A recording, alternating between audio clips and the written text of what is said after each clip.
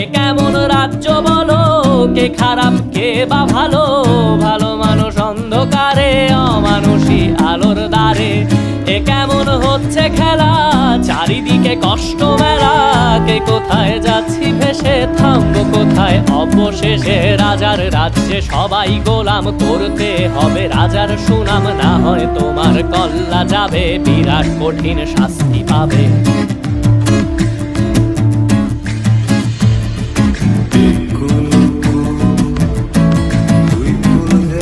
ভাবছো কোথায় কে সে রাজা, আমরাই রাজা দিচ্ছি সাজা।